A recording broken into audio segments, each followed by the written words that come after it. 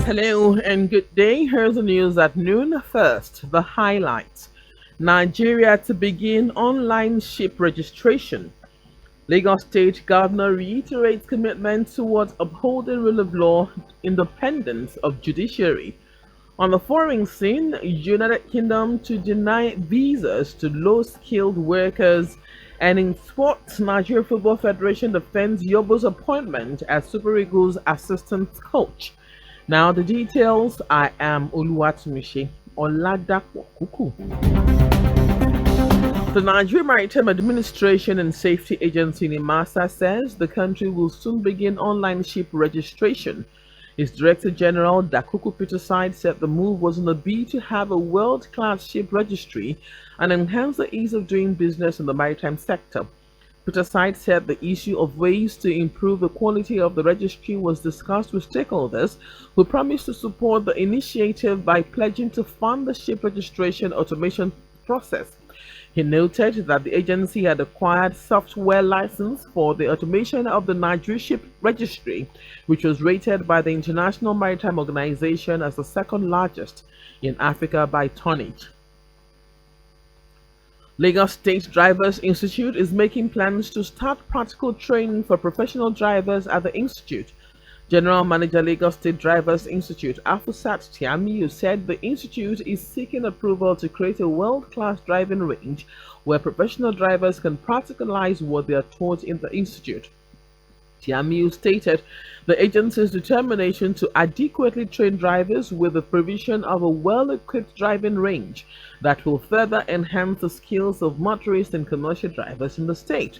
She reiterated that the law empowers LASMA and VIS officials to apprehend any driver that contravenes the Lagos traffic law, in addition to getting a referral to the institute for a 2-day rehabilitation course.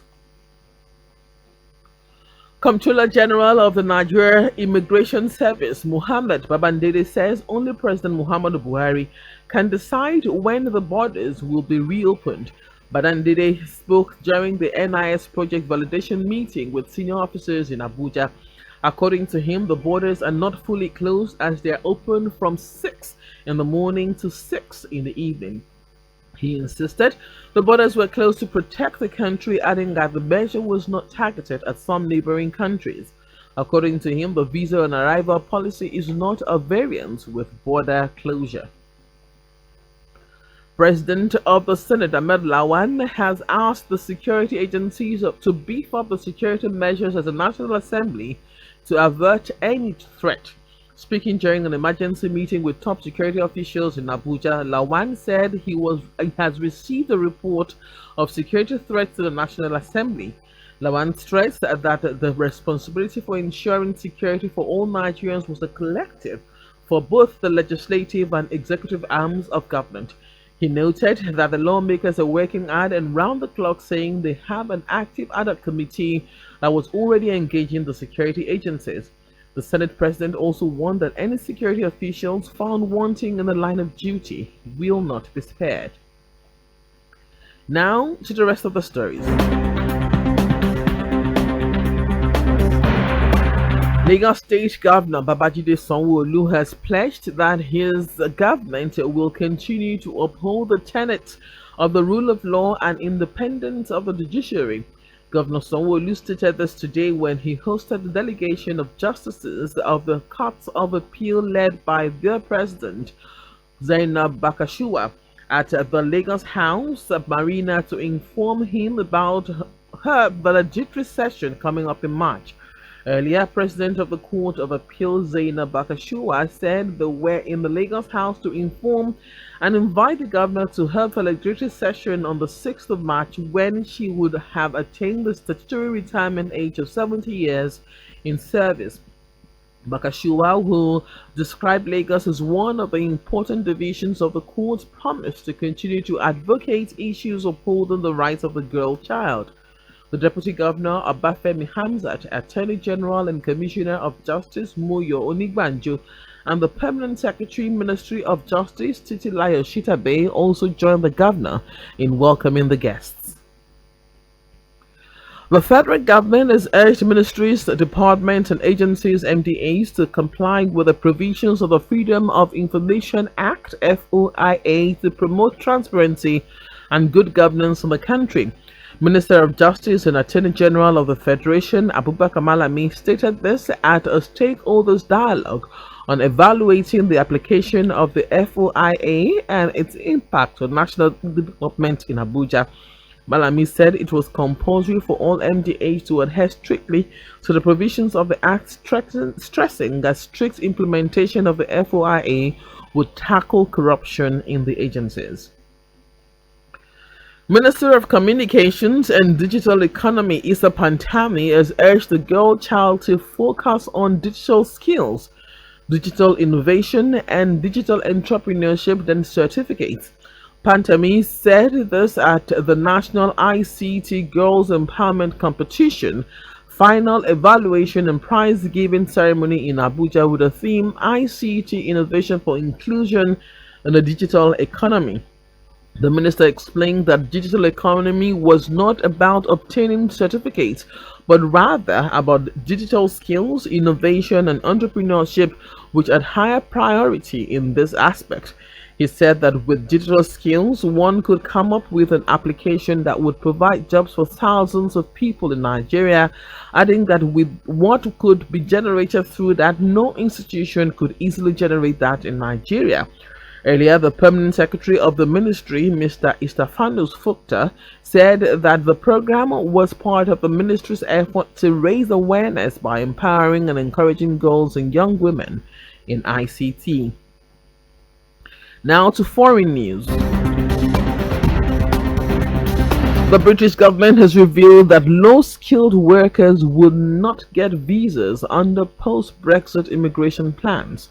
It is urging employers to move away from relying on cheap labor from Europe and invest in retaining staff and developing automation technology. The Home Service said European Union and non-European Union citizens coming to the United Kingdom will be treated equally after UK-EU free movement ends on 31st December.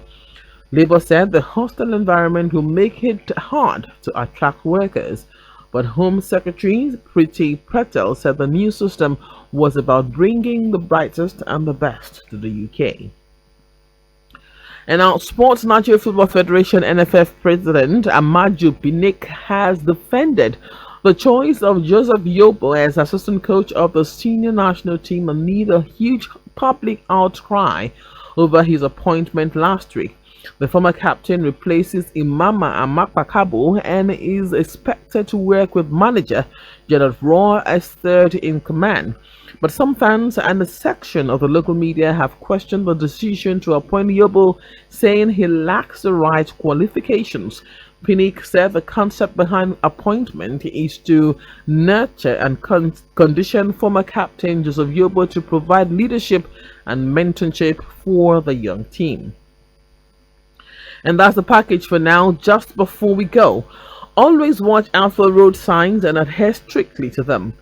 You can listen to Lagos Traffic Radio on our website www.trafficradio961.ng and follow us on our various social media platforms on Twitter at Lagos Traffic 961, on Instagram Lagos Traffic, and on Facebook Lagos Traffic Radio 96.1 FM. To end the news, here are the highlights of the major stories. Lagos State Governor Babajide Sanwo-Olu has pledged that his government will continue to uphold the tenets of the rule of law and the independence of the judiciary. The federal government has urged ministries, departments, and agencies (MDAs) to comply with the provisions of the Freedom of Information Act (FOIA) to promote transparency and good governance of the country. We also told you that the British government has revealed that low-skilled workers would not get visas under post-Brexit immigration plans. And in sports, Nigeria Football Federation (NFF) President Amaju Pinnick has defended the choice of Joseph Yobo as assistant coach of the senior national team amid a huge public cry over his appointment last week. For contact with the newsroom, you can send a message to newsroom@trafficradio961.ng.